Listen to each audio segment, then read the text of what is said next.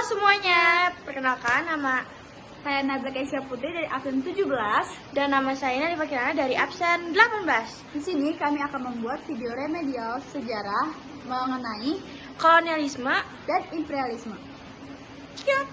Pengertian kolonialisme. Kolonialisme berasal dari bahasa Latin kolonia, yang artinya tanah permukiman atau jajahan. Secara istilah, kolonialisme adalah upaya yang dilakukan untuk memperluas wilayah. Kolonialisme umumnya dilakukan oleh negara-negara yang memiliki kekuatan lebih dibandingkan dengan negara lain. Contohnya, seperti Spanyol yang menguasai wilayah Filipina dan Kolombia, Belanda yang menguasai wilayah Indonesia, dan Inggris yang menguasai wilayah India dan Semenanjung Malaya. Imperialisme berasal dari bahasa Latin yaitu imperar yang berarti menguasai. Secara istilah, imperialisme berarti upaya memegang kendali pemerintahan negara lain untuk bertujuan menguasai negara tersebut ataupun mendapatkan keuntungan dari negara yang dikuasai.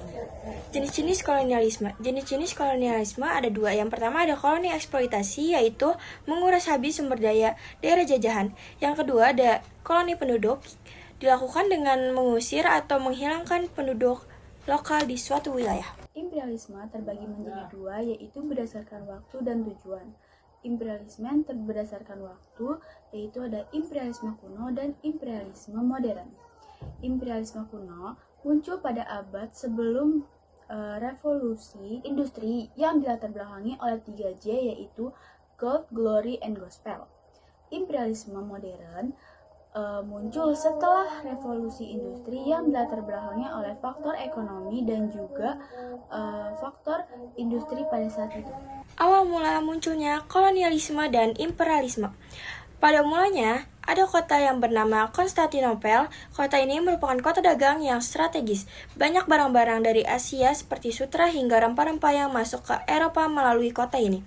Pada tahun 1953, Konstantinopel pada awalnya dikuasai oleh Kekaisaran Romawi Timur, jatuh ke tangan Turki Utsmani. Setelah itu, Kesultanan Konstantinopel membuat aturan yang memberatkan para pedagang Eropa, yaitu menaikkan pajak, yang membuat pedagang Eropa tidak bisa berjualan, padahal pada saat itu nilai jual rempah-rempah sangat tinggi. Akibat kesulitan mendapatkan pasokan dari Asia, orang-orang Eropa memutuskan untuk mencari sumbernya langsung dengan melakukan penjajahan samudra. Untuk menemukan daerah penghasil rempah-rempah, salah satunya yaitu ke Nusantara. Setelah sampai ke Nusantara, orang-orang tersebut semakin ingin menguasai dengan cara melakukan penjajahan. Dari situlah awal mula munculnya kolonialisme dan imperialisme. Tujuan kolonialisme dan imperialisme. Tujuan menjajah sudah sangat jelas, yaitu ingin menguasai dan memperluas wilayah kekuasaan.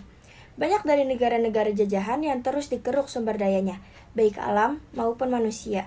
Dengan begitu, negara penjajah semakin kuat dengan menguasai tempat-tempat vital atau strategis dari suatu wilayah. Di sini saya juga akan menjelaskan persamaan dan perbedaan kolonialisme dan imperialisme. Persamaan antara kolonialisme dan imperialisme yaitu bertujuan untuk menguntungkan negara penguasa dan menyengsarakan negara yang dijajah. Sedangkan perbedaannya adalah kolonialisme bertujuan untuk menguasai atau menguras habis semua sumber daya yang ada, kemudian dibawa ke negaranya. Sedangkan imperialisme bertujuan untuk menanamkan pengaruh ke semua bidang di negara yang bersangkutan ataupun negara yang dijajah oleh mereka.